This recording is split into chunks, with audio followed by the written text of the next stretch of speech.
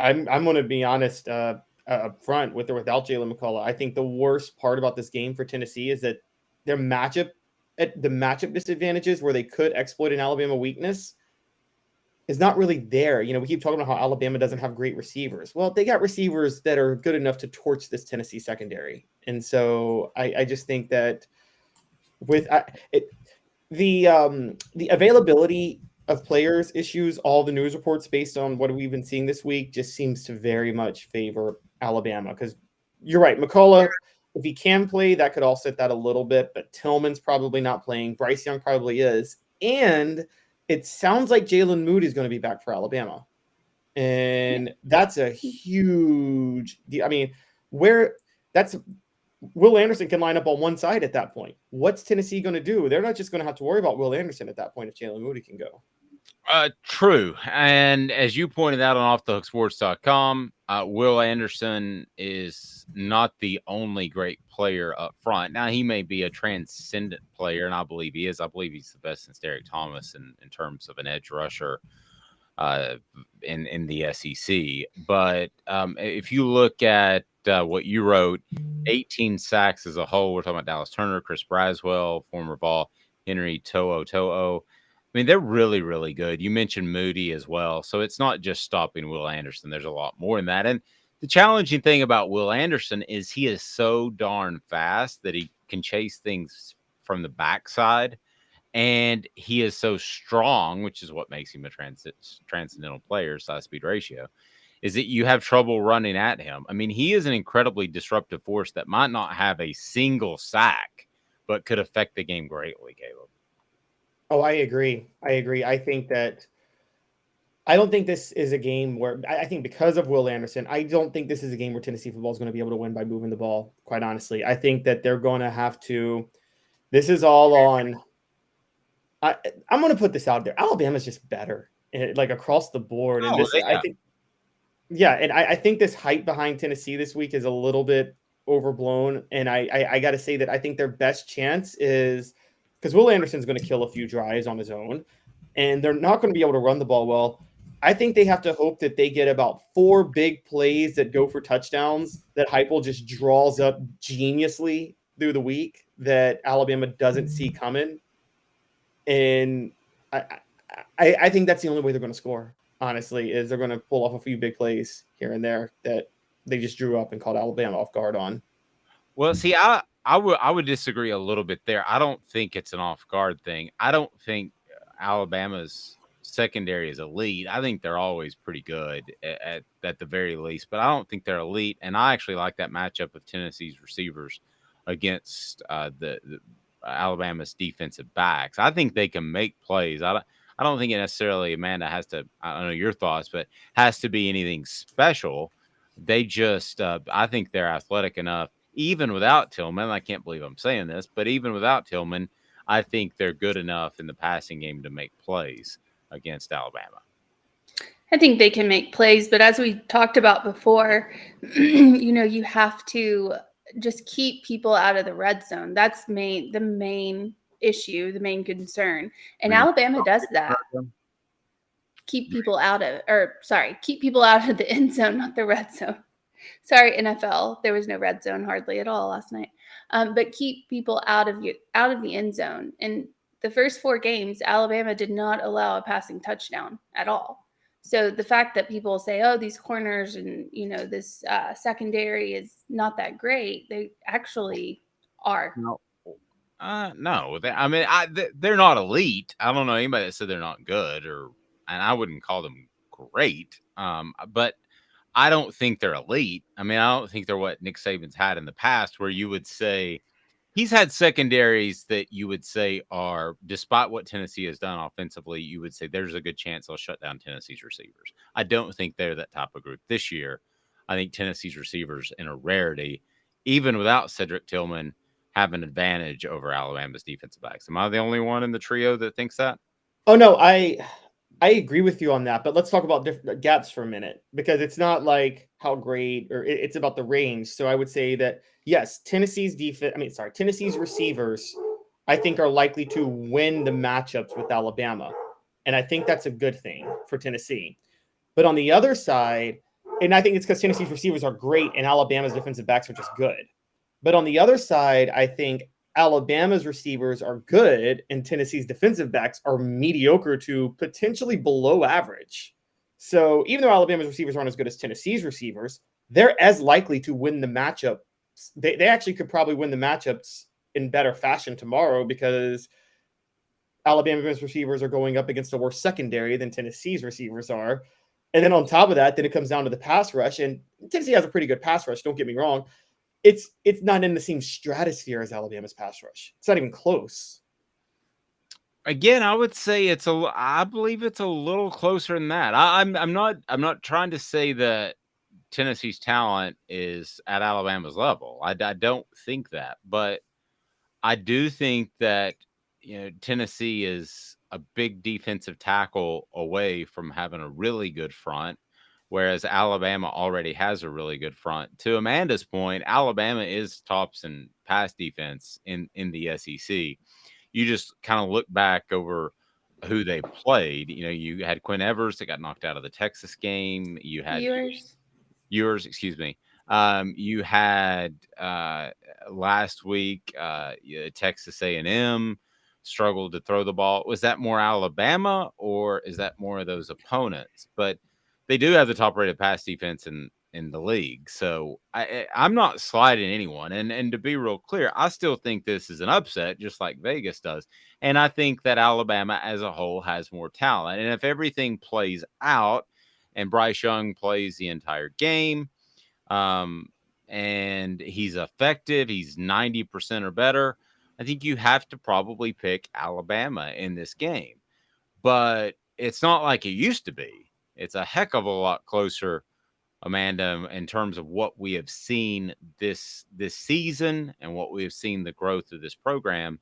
And it's a heck of a lot closer than it ever has been. And it is the trend. It's an easy hot take, I would say, for national media after they watched Jalen Milroe last week to say, hey, I'm picking Tennessee. Tennessee's a better team. Well, no, top to bottom, 1 to 85. Amanda, they're not yet. I mean, they might get there if Nick Saban retires, if Josh Heupel continues to recruit, but they're not there yet. They're going to have to make plays and things are going to have to break their way for them to win this game. And it could happen, but I think that the easy hot take nationally has gone, like Caleb said, a little overboard. Yeah, I think people are jumping on that train. I'm not saying they're not going to win. Obviously I don't ever say who I feel is going to win in any Alabama game because I'm never right. So it doesn't matter. 100% batting on, on wrong here. Well, good gravy. You could be 90% just saying they'll win every time. No, I'm talking about the spread. Okay. But anyway, anywho, continuing on. Go into the season and take the straight up bet, and you're going to be okay. Yeah, money line is different than the spread. But, talking about that, I think that everyone is jumping on this Tennessee bandwagon, which is a great feeling for Tennessee fans. I get it. You guys, Tennessee's good. And I get the fan base is really excited about it. But the media and everyone else jumping on this Tennessee, train, that is food for Nick Saban. Oh, that is Nick Saban. I think that's all overdone. I think it's not, because we've seen what Nick Saban does when they're fed that they're not that good. Well, okay, so wouldn't they have bounced back and beat the ever living bleep out of A&M that beat them last year? Not without Bryce Young, and that's a revenge. That's not. Game? I mean, it's not really a revenge game. I don't know who said that's a revenge game. If you lose the year before, yeah, that's a revenge game, no question about it. So is every year to Alabama playing Tennessee a revenge game for Tennessee? No, because Alabama's been better. But Texas A&M slipped up and beat them last year. I mean, that's clearly a revenge game. The fact that Jalen Milroe and they had some other issues didn't play well, to me, was an eye-opener. There's 4 turnovers in the game. Yeah, 4 turnovers. Caleb, 3 to me, by the same person. Yeah, and that's a real eye-opener. That, to me, I mean, that's a game that you should be up for, that you should go out and destroy them. I mean, let's face it. Jalen Milroe could play as poorly as he did, and by the way, he was pretty efficient passing the ball when he wasn't turning the ball over. Okay, that's a big if.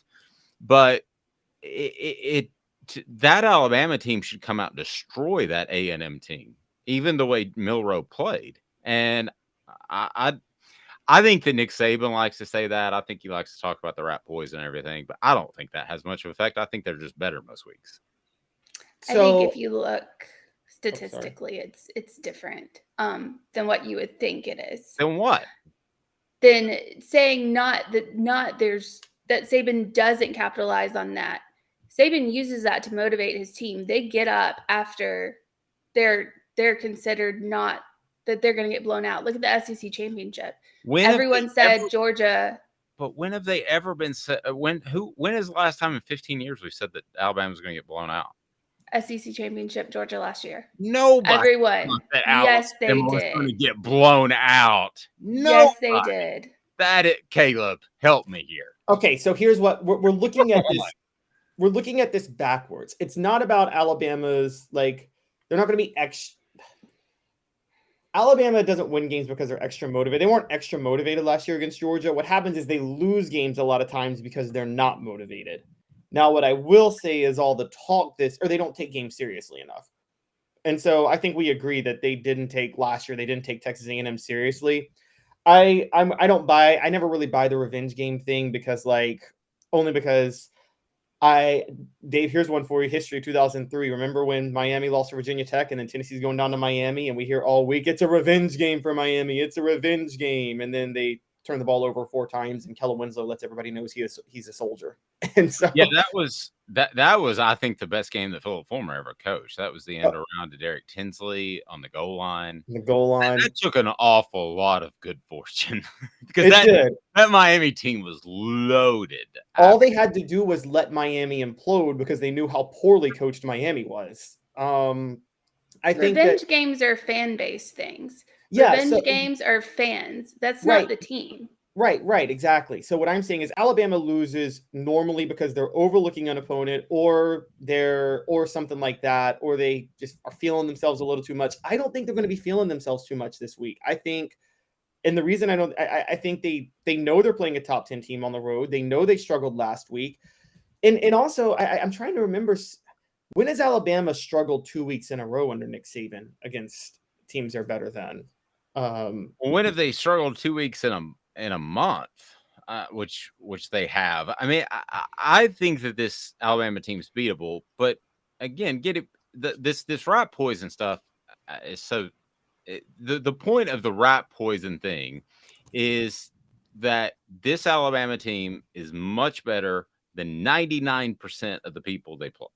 Other than Georgia during this run, they are better, significantly better than the teams they played. So he's constantly bringing up the rat poison about how his team can get the big head, and that's smart by him. But this team didn't respond to a potential revenge game against A&M. This team didn't respond to the fact that they struggled to beat Texas. This team, to me, I look at it in a lot of ways. I look at Georgia and I say, Georgia thinks they can turn it on. There's something not clicking there. And I look at Alabama and I say, I don't know if they think they can turn it on or what, but they're not playing up to their potential. Plus, I don't think they're as overall talented as they've been in recent years. I mean, I'll give you this. It could be the other way. It could be this Alabama team doesn't respond as well to pressure. Maybe Jalen Milroe himself, just, opportunity to start, show himself last week. Yeah. And if that's the case, that does benefit Tennessee because pressure, I do believe, y'all are going to hate me, I do somewhat believe in the clutch gene and just being able to, and maintaining your focus when there's a lot of pressure surrounding you. And don't get me wrong, Tennessee has pressure this week too, because all the talk that's happening, if Tennessee goes out there and loses 45-0, that's a bad look for Tennessee, given all the hype they were getting this week. And so they have pressure too. I will say I think Tennessee has proven themselves more to respond well under pressure this year than Alabama. Bryce Young himself responds well to pressure. Bryce Young is the most clutch quarterback in college football. But I don't know how the rest of the team responds well to pressure. And I will say this. Let me get both of y'all's take on this really quickly. When the season started, I thought that Alabama had a 9.5 on a scale of 1 to 10 talented roster. Okay. I thought the receivers were okay. I'm not going to nitpick every position, but I thought they had a 9.5. I thought Tennessee had about a 6.5 on the scale of 1 to 10 as far as talent in the nation. I'm more along the lines of I think Tennessee has a 7.5 and Alabama has about an 8.5 in terms of talent. I think they are both closer in my mind in talent than they were at the beginning of the year. Do you guys disagree with that? I think Tennessee has a better talent than what you thought at the beginning of the season, which I said that they did. I think Alabama's problem is not really the talent that they have. It's the offensive coordinator. That's Bill O'Brien is terrible. And that is the problem for Alabama. Yes, he is. Well, yes, he is. I agree with that, but there aren't great receivers out there running around. I mean, they're a little bit closer. I don't think they're great receivers, but if you're looking at position-wise at Alabama, where that's the weakest part of Alabama's team is receivers, and they're still good. They're still decent receivers. They're not great by any stretch of the imagination. Tennessee has great ones, great receivers. You have Brew McCoy, you have Cedric Tillman, you have Jalen Hyatt. Like I would trade those gladly if I were Alabama. I would trade my receivers for those receivers, but honestly, you're not depleted anywhere at Alabama. Your play calling and your offensive coordinator is crap. And I'm sorry, he's just crap. Caleb agrees with me. It's funny enough. I do want to throw it in there that I will say Tennessee has a massive schematic advantage this weekend. I think Tennessee actually has better coordinators on both sides. I think Tim Banks is better than Pete Golding too. Yeah. I think he's just coaching with less. And Alex Solis and Josh Heupel are leaps and bounds better than Bill O'Brien. I will say that. Caleb, we got to get to Jonathan Crompton. Give us a quick pick before we get to Jonathan. Sorry, I just don't think Tennessee's good enough. I got Alabama 35-21.